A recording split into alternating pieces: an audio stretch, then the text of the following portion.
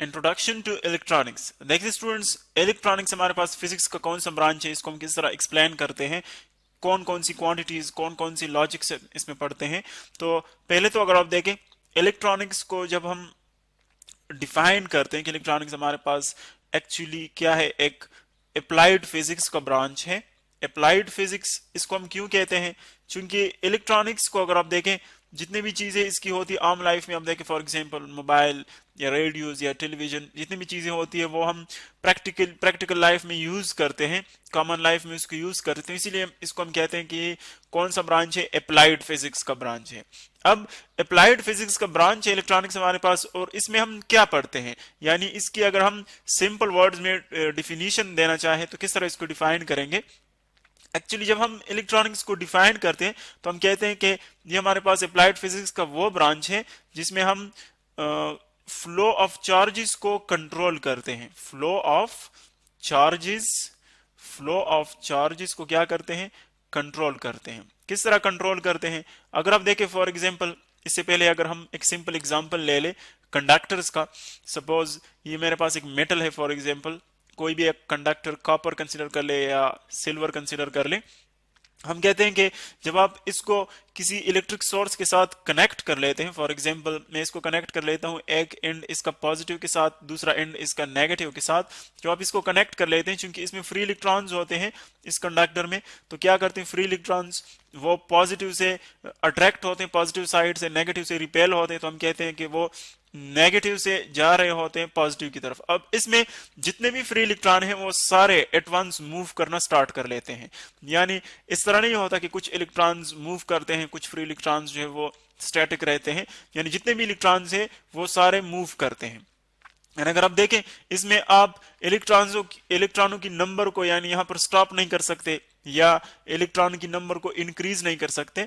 तो एक्चुअली वजह इसकी क्या है, क्योंकि इसमें हमारे पास जितने भी फ्री इलेक्ट्रॉन्स हैं वो सारे अवेलेबल होते हैं इलेक्ट्रिक करंट के लिए।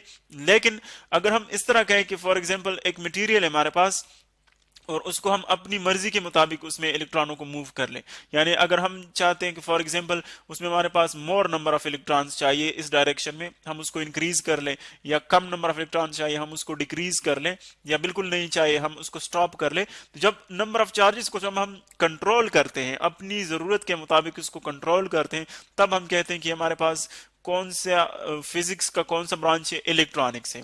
तो अगर आप मेटल्स को देखें, मेटल्स को हम करंट इलेक्ट्रिसिटी में पढ़ते हैं जो कि इलेक्ट्रॉनिक्स में इंक्लूडेड नहीं होता। एक्चुअली इसमें हम क्या पढ़ते हैं, सेमीकंडक्टर पढ़ते हैं, यानी सेमीकंडक्टर हमारे पास वो मटेरियल्स होते हैं जिसमें इलेक्ट्रिक करंट जो है वो एक्चुअली इंसुलेटर से ज्यादा होता है और कंडक्टर से कम होता है। इन दोनों की जो मिड वैल्यू है तकरीबन उतना ही उसमें करंट फ्लो करता है। यानी अगर आप कोई सेमीकंडक्टर ले ले, फॉर एग्जांपल आप इसको सिलिकॉन कंसीडर कर सकते हैं, कोई दूसरा सेमीकंडक्टर कंसीडर कर सकते हैं। इसमें हमारे पास ये फोर्थ ग्रुप का हमारे पास एलिमेंट है। इसमें क्या होता है कि जब आप इलेक्ट्रॉनों की नंबर को देखते हैं, फ्री इलेक्ट्रॉन अगर आप ये एटम कंसीडर कर ले फॉर एग्जांपल, जब इसमें आप देखते हैं कि आप इसमें करंट फ्लो करना चाहते हैं, तो हम कहते हैं अगर ये लो टेम्परेचर पर है तो इसके जो इलेक्ट्रॉन्स हैं वो बहुत टाइटली बाउंड होते हैं, यानी फ्री इलेक्ट्रॉन इसमें नहीं होते, तो हम कहते हैं कि इसमें कोई करंट फ्लो नहीं करता। लेकिन अगर आहिस्ता आहिस्ता इसकी जो टेम्परेचर है वो हम इंक्रीज कर लें, यानी इसको हीट एनर्जी प्रोवाइड कर ले, इसका टेम्परेचर इंक्रीज कर ले, तब हम देखते हैं कि इलेक्ट्रॉन्स की जो एनर्जी है वो इंक्रीज होती है और वो क्या करते हैं, वो लूजली बाउंड हो जाते हैं। यानी अगर हम टेम्परेचर हाई कर दें तो थर्मल एनर्जी की वजह से उनके दरमियान जो इलेक्ट्रोस्टैटिक फोर्स है इलेक्ट्रॉन्स और न्यूक्लियस के दरमियान वो वीक हो जाता है और ये इलेक्ट्रॉन लूज बन जाते हैं। तब हम कहते हैं कि हाई टेम्परेचर पर हम इनके इलेक्ट्रॉन को एक जगह से दूसरी जगह मूव कर सकते हैं, यानी इनको हम फ्री कर सकते हैं। तो अगर आप देखें इसमें हमने क्या किया, टेम्परेचर इंक्रीज कर दिया। पहले हमारे पास नंबर ऑफ इलेक्ट्रॉन्स नहीं थे, फ्री इलेक्ट्रॉन्स, अब फ्री इलेक्ट्रॉन्स हमारे पास अवेलेबल है। अगर हम टेम्परेचर को स्लाइटली इंक्रीज कर ले तो कम फ्री इलेक्ट्रॉन्स आएंगे। अगर हम बहुत ज्यादा ग्रेटर चेंज ले आए टेम्परेचर में तो इसका मतलब ये कि नंबर ऑफ इलेक्ट्रॉन्स जो है हमारे पास, number of electrons, free electrons वो ज्यादा हो जाएंगे। यानी अगर हम इसका टेम्परेचर बहुत कम कर ले, फॉर एग्जांपल मैं कहता हूं 0 केल्विन पर, ये वो टेम्परेचर है जहां पर मटेरियल्स की एनर्जी मिनिमम हो जाती है, यानी इस पर हमारे पास फ्री इलेक्ट्रॉन्स अवेलेबल नहीं होते। इतना कम टेम्परेचर है, कम थर्मल एनर्जी है। तो देखें इसके ऊपर हम नंबर ऑफ फ्री इलेक्ट्रॉन्स को बिल्कुल स्टॉप कर सकते हैं, जीरो कर सकते हैं। लेकिन जैसे जैसे हम टेम्परेचर बढ़ा रहे होते हैं ऊपर, यानी इसकी जो वैल्यू है 0 केल्विन से हम जब जाते हैं ऊपर की तरफ, तो नंबर ऑफ इलेक्ट्रॉन्स हमारे पास क्या होते हैं, वो इंक्रीज करते हैं। तो देखें हम नंबर ऑफ चार्जेस को कंट्रोल करते हैं, यानी जो नंबर ऑफ चार्जेस हमें मूवमेंट के लिए चाहिए उसको हम इंक्रीज, डिक्रीज या स्टॉप कर सकते हैं। तो जब हम इस तरह की फिनोमिनन पढ़ते हैं जिसमें हम नंबर ऑफ चार्जेस को, चाहे वो पॉजिटिव हो या नेगेटिव हो, उन दोनों को हम कंट्रोल कर सकते हैं, तो इस ब्रांच को हम क्या कहेंगे, इसको हम कहेंगे इलेक्ट्रॉनिक्स। अब इलेक्ट्रॉनिक्स में जिस तरह के पहले हमने ये पढ़ा कि बेसिक जो हमारे पास मटेरियल्स यूज होते हैं वो कौन सा है, वो है सेमीकंडक्टर्स। क्योंकि सेमीकंडक्टर्स में हम इजीली चार्जेस के फ्लो को कंट्रोल कर सकते हैं। और अगर आप मेटल्स में देखें तो मेटल्स में हम जितने भी फ्री इलेक्ट्रॉन अवेलेबल होते हैं वो सारे एडवांस मूवमेंट स्टार्ट कर लेते हैं। तो इसीलिए हम मेटल्स की जगह क्या यूज करते हैं, सेमीकंडक्टर्स यूज कर लेते हैं। अब ये तो हमारे पास इसकी डिफिनेशन आ गई कि क्या हम पढ़ते हैं इलेक्ट्रॉनिक्स में। अब इलेक्ट्रॉनिक्स को मजीद हम दो सब ब्रांचेस में डिवाइड कर लेते हैं। एक हमारे पास आता है एनालॉग इलेक्ट्रॉनिक्स, एनालॉग, और दूसरा होता है डिजिटल इलेक्ट्रॉनिक्स। अब एनालॉग और डिजिटल इलेक्ट्रॉनिक्स यानी एक ही ब्रांच को हम दो सब ब्रांचेस में किस तरह डिवाइड कर लेते हैं। अगर मैं कहूं फॉर एग्जांपल, आप कॉमन लाइफ में टेम्परेचर की एग्जांपल ले ले, डे टाइम में देखें फॉर एग्जांपल, इसको आप अर्थ कंसीडर कर ले, तो डे टाइम पे क्या होता है, डे पे के टेम्परेचर मॉर्निंग से आहिस्ता आहिस्ता इंक्रीज करना शुरू हो जाता है। यानी अगर हम नून तक देखें, आफ्टरनून तक या नून तक, तो यहाँ पर टेम्परेचर जो है वो मैक्सिमम तक चला जाता है, फिर उसके बाद फिर आहिस्ता आहिस्ता डिक्रीज करना शुरू कर जाता है। तो सपोज आप कहते हैं कि टेम्परेचर है यहाँ पर 10 डिग्री सेंटीग्रेड, फिर 10.1 हो जाता है, फिर 10.2, यानी उसमें आहिस्ता आहिस्ता चेंजेस आती हैं। तो हम कहते हैं कि ये देखें टेम्परेचर हर एक वैल्यू को रिपीट करती है, हर एक वैल्यू को पिक कर लेती है, यानी उसमें कंटिन्यूअस वैल्यूज आती है। इस तरह नहीं होता कि टेम्परेचर डायरेक्टली 10 से 50 तक चला जाए, इसमें हर एक वैल्यू जो है वो पिक कर लेता है टेम्परेचर।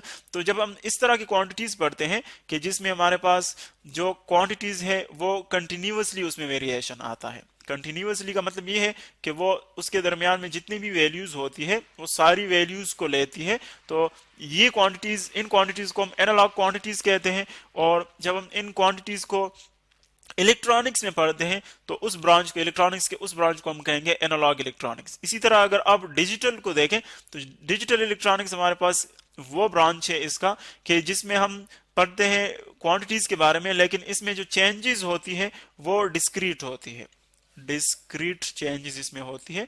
डिस्क्रीट का मतलब ये है कि इसमें फॉर एग्जांपल आप एक मिनिमम वैल्यू कंसीडर कर ले, सपोज 2 वोल्ट्स वोल्टेज कंसीडर कर ले, तो किसी टाइम के बाद इसकी वैल्यू डायरेक्टली जो है वो चली जाती है सपोज 10 तक। यानी इसके दरमियान जो वैल्यूज है 3, 4, 5, 6, 7, 8, 9, वो इसमें वोल्टेज वैल्यू, ये वैल्यूज नहीं लेती। 2 वोल्ट से डायरेक्टली फॉर एग्जांपल 10 वोल्ट तक चला जाता है। तो हम कहते हैं कि देखिए इसमें एब्रप्ट चेंजेस आती है, यानी सडन चेंजेस इसमें आती है। एक मिनिमम वैल्यू ये लेती है जो कि कम वैल्यू, उसको मिनिमम कहते हैं, और जो इसकी हाइयर वैल्यू उसको मैक्सिमम कहते हैं। तो ये दो वैल्यूज के दरमियान इसमें चेंजेस आती है। फिर नेक्स्ट टाइम आप देखेंगे कि इसकी वैल्यू डायरेक्टली 2 पर आ जाएगी, यानी दरमियान में जो वैल्यूज है वो उसको नहीं पिक कर लेती। तो जब हम इस तरह की क्वांटिटीज पढ़ते हैं कि जिसमें हम दो स्टेट्स के दरमियान उसकी वैल्यू इंक्रीज या डिक्रीज करते हैं और बाकी जो दरमियान में वैल्यू होती है वो हम इसमें काउंट नहीं करते, तो इसीलिए हम कहते हैं कि ऐसे जो हमारे पास क्वांटिटीज होती है उनको हम डिजिटल क्वांटिटीज कहते हैं। और जो हमारे पास इलेक्ट्रॉनिक्स का ब्रांच है जिसमें हम ये पढ़ते हैं उसको हम क्या कहेंगे, डिजिटल इलेक्ट्रॉनिक्स। अब ये तो हमारे पास इनमें डिफरेंस आ गया, इसको हम मजीद डिटेल में पढ़ेंगे कि एनालॉग इलेक्ट्रॉनिक्स और डिजिटल इलेक्ट्रॉनिक्स में हमारे पास क्या फर्क है। दूसरी जो इसमें डिफरेंस है वो ये है कि एनालॉग इलेक्ट्रॉनिक्स को हम मेजर करते हैं, यानी इसकी जो हमारे पास वैल्यू होती है उसकी हम मेजरमेंट करते हैं क्योंकि कंटिन्यूअस होती है। और जो हमारे पास डिजिटल होती है ये हमें आउटपुट डिजिट्स फॉर्म में देते हैं, तो इसीलिए इसको हम क्या करते हैं, काउंट करते हैं, काउंटिंग इसकी करती है। तो अगर आप देखें मेजरमेंट में आपसे एरर आ सकता है लेकिन काउंटिंग में एरर नहीं आ सकता। इसका मतलब ये है कि जो डिजिटल है वो हमारे पास मोर एक्यूरेट है, यानी उसमें एरर नहीं आ सकता। और जो एनालॉग है क्योंकि उसकी मेजरमेंट में हमारे पास किसी भी टेक्निक का मेजरमेंट में हमारे पास एरर आ सकता है, तो इसीलिए हम कहते हैं एनालॉग क्या है, हमारे पास उसमें एरर आ सकता है। तो दोनों को अगर हम कंपेयर करना चाहें तो डिजिटल जो है हमारे पास वो एनालॉग से मोर यूजफुल है।